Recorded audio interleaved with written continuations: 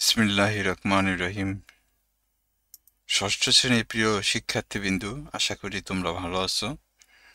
আজকে তোমাদের ইংরেজি first part lesson 3 at a railway station এই প্যাসেজটা নিয়ে আলোচনা করব বন্ধুরা। তো এখানে দেখো, আমরা আলোচনা শুরু করার আগে বন্ধুরা তোমাদের কাছে অনুরোধ, দয়া করে তোমরা আমার চ্যানেলটা সাবস্ক্রাইব করবা এবং কমেন্টের মাধ্যমে তোমাদের মতামত জানাবা। এখন থেকে বন্ধুরা নিয়মিতভাবে তোমাদের এই চ্যানেলে অঙ্ক এবং ইংরেজি সহ অন্যান্য বিষয়ের টিউটোরিয়াল পাবে, তাই এই কারণে তোমরা চ্যানেলটা সাবস্ক্রাইব করো, যাতে যে কোনো ধরনের টিউটোরিয়াল সম্পর্কিত বিষয় দিলে তোমরা যাতে পেতে পারো। তো চলো বন্ধুরা, এখানে বলছে দেখো, এই লেসনটা পড়ার পরে আমরা কি বুঝতে পারবো বা তোমরা কি বুঝতে পারবা। তো এখানে বলছে দেখো, একটু বড় করে নি, দেখো এখানে বলছে আফটার কমপ্লিটিং দ্য লেসন শেষ করে students will be able to, শিক্ষার্থীরা বুঝতে পারবে, কি বুঝতে পারবে, টক অ্যাবাউট পিপল, মানুষ সম্পর্কে কথাবার্তা, প্লেসেস স্থান, ফ্যামিলিয়ার অবজেক্ট প্রিয় বা কিছু বিষয়বস্তু, in short and simple sentence, এবং সহজ এবং ছোট ছোট বাক্য তারা বুঝতে পারবো, রিড অ্যান্ড আন্ডারস্ট্যান্ড টেক্সট, এবং তারা টেক্সটটা পড়বে এবং বুঝবে। এই বিষয়গুলো এখানে আমরা এই প্যাসেজের মাধ্যমে জানতে পারব। তো চলো আমরা আমাদের পড়া শুরু করি। দেখো কি বলছে, রিড দ্য ফলোয়িং প্যাসেজ, অনুচ্ছেদটা পড়ো।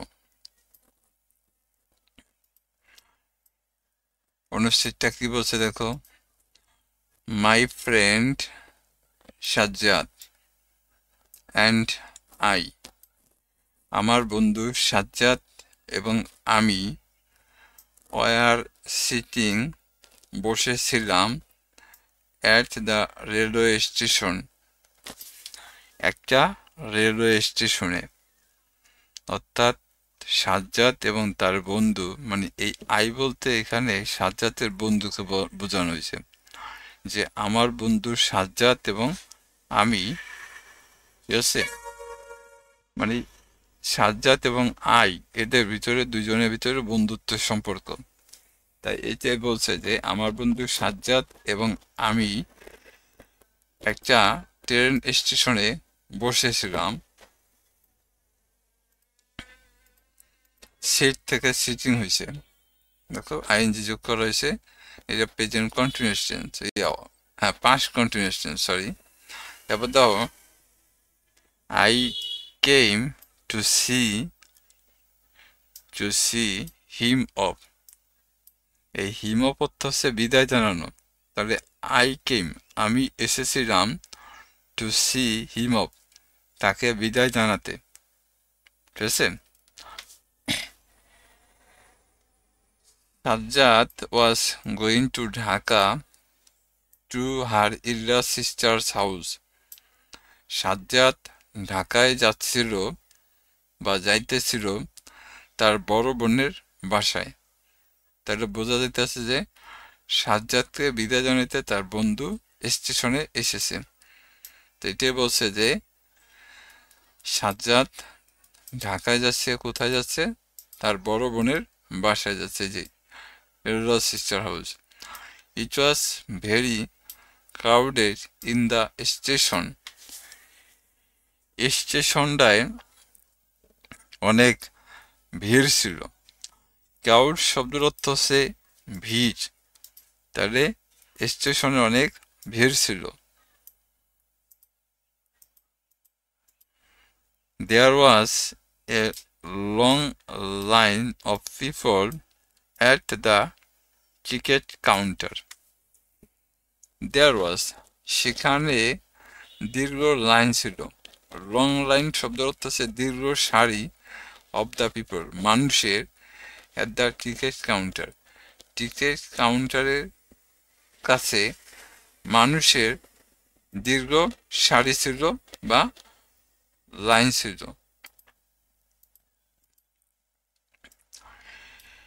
A woman was standing in the queue.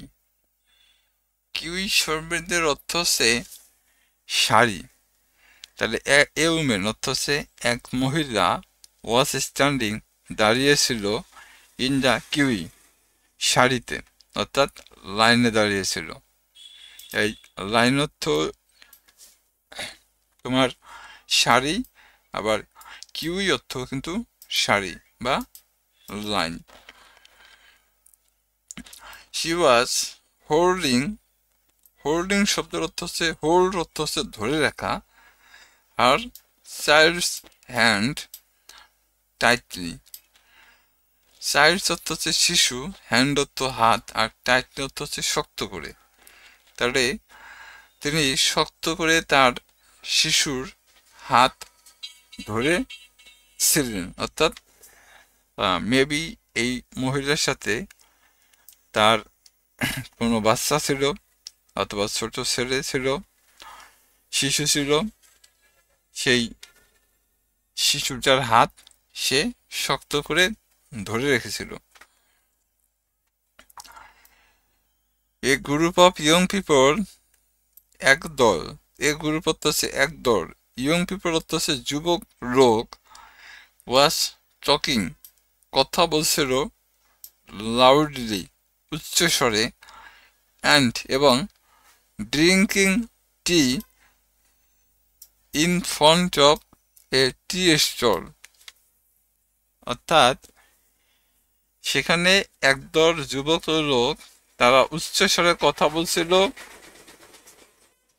এবং একটা চায়ের দোকানের সামনে, ইন ফ্রন্ট অর্থ হচ্ছে সামনে, আর টি স্টল অর্থ হচ্ছে চায়ের দোকান, তাহলে একটা চায়ের দোকানের সামনে তারা কি করছিল, ড্রিঙ্কিং টি, অর্থাৎ তারা চা পান করছিল।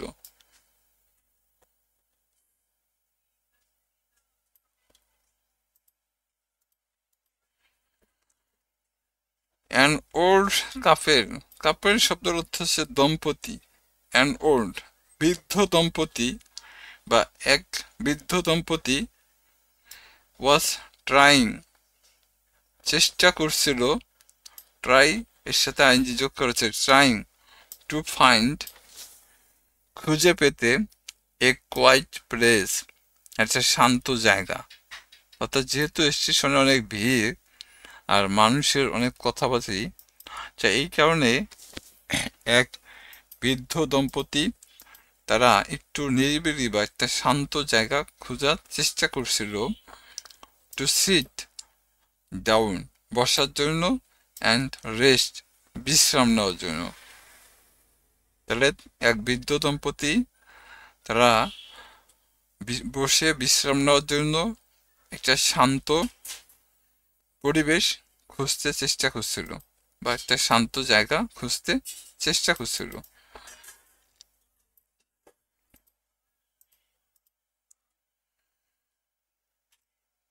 The waiting room was crowded too. Waiting room শব্দের অর্থ হচ্ছে যাত্রী ছাউনি বা যেখানে বসে যাত্রীরা বিশ্রাম নেয়, সেই জায়গাটার কথা বলেছে যে waiting room was crowded too, যাত্রী বিশ্রামাগারটা বা যাত্রীদের বসার জায়গাটা, সেখানেও মানুষের অনেক ভিড় ছিল, ক্রাউড টু প্রচণ্ড ভিড় ছিল। I saw one man, আমি দেখলাম এক লোক, who যিনি, was trying to carry বয়ে নিতে চেষ্টা করছেন মানে বহন করতে চেষ্টা করছেন, 3 heavy suitcase তিনটা ভারী সুটকেস, সুটকেস অর্থ হচ্ছে যেগুলোর ভিতরে করিয়া মালামাল বা অন্য জিনিস নেওয়া হয়।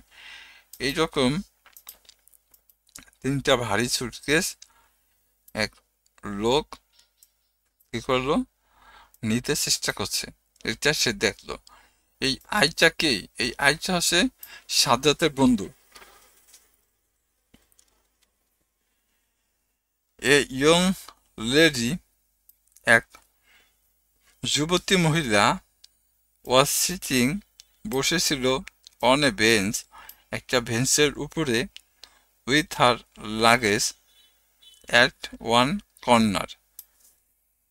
অর্থাৎ একটা বেঞ্চের এক যুবতী মহিলা বসেছিল তার লাগেজ, অর্থাৎ তার মালামাল বা মালপত্র নিয়ে, অর্থাৎ তার সাথে যেই জিনিসপত্র আছে এগুলো নিয়ে সে একটা বেঞ্চের উপরে এক কোনায় বসেছিল। She was reading a magazine. সে একটা পত্রিকা পড়ছিল। ম্যাগাজিন শব্দের অর্থ হচ্ছে পত্রিকা। আমরা বলতে পারি যে খবরের কাগজ, এরকম কোন একটা কিছু সে পড়ছিল। My friend and I stood near a newspaper stall. আমার বন্ধু এবং আমি দাঁড়িয়েছিলাম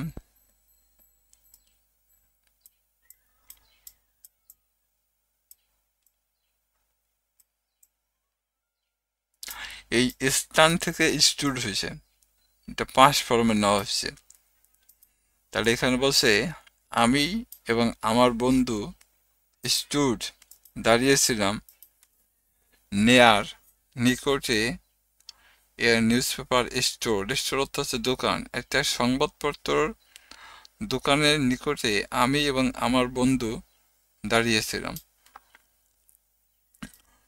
টকিং, কথা বলছিলাম, and watching the crowd around, এবং ওয়াচ অর্থ হচ্ছে দেখা, ওয়াচিং দেখেছি, দ্য ক্রাউড অ্যারাউন্ড অর্থাৎ এই যে স্টেশনের চারপাশে যে মানুষের ভিড় অথবা কোলাহল, এগুলা তারা একটা সংবাদপত্রের দোকানের সামনে দাঁড়ায় দেখেছিল। বিশেষ করে সাজ্জাদের বন্ধু এটা বেশি লক্ষ্য করল। Soon my friends train started to leave. শীঘ্রই আমার বন্ধুর ট্রেন ছেড়ে যাবে বা ছেড়ে দিতে শুরু করলো। As the train whistle, যখন এই ট্রেন, হুইসল শব্দের অর্থ হচ্ছে বাঁশি দেওয়া বা সংকেত দেওয়া, যখন এই ট্রেন সংকেত দিল বা বাঁশি দিল, he picked up his suitcase, তার সাথে যেই সুটকেস ছিল সেটা নিয়ে সে কি করলো, ট্রেনের ভিতর উঠলো। And we said goodbye to each other, এবং আমরা একে অন্যকে বিদায় জানালাম। তাই এটা হচ্ছে বন্ধুরা এই যে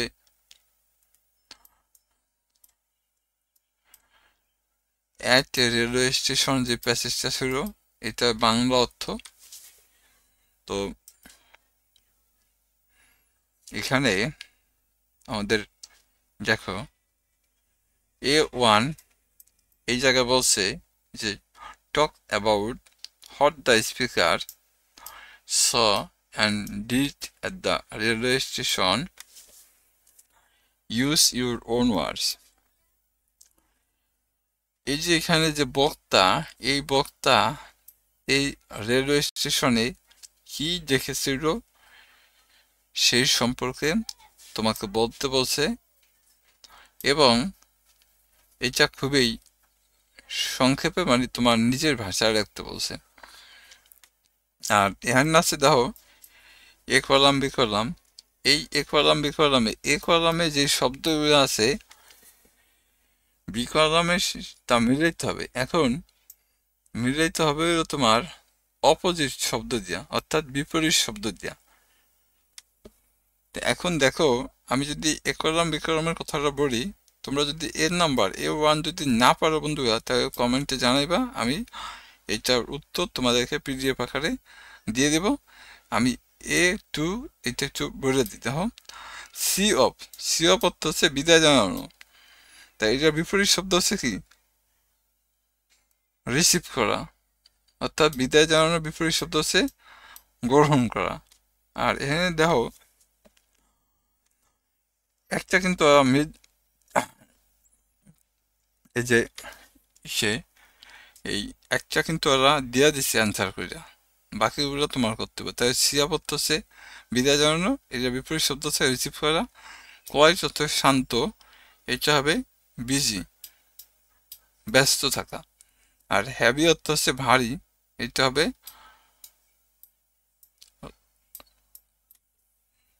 লাইট। লাইট অর্থ হচ্ছে হালকা। পিক আপ অর্থ তোলা, তোলা, এটা অর্থ হবে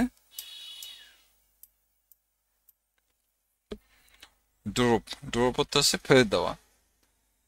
তাই এইভাবে বন্ধুরা তোমরা এ কলামের সাথে বি কলামের ম্যাচ করতে পারো। তো ঠিক আছে, সবাইকে অসংখ্য ধন্যবাদ, ভালো থাকবা, আসসালামু আলাইকুম।